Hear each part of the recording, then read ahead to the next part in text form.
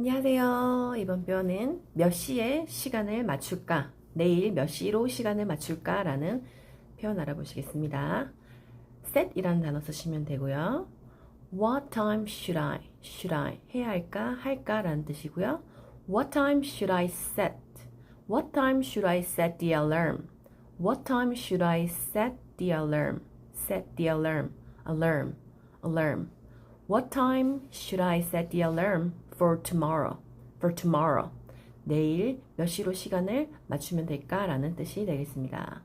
What time should I set the alarm for tomorrow? What time should I set the alarm for tomorrow? Tomorrow.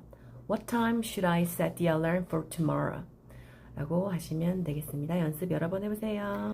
I need to set my alarm clock to wake up early tomorrow morning. Tomorrow morning.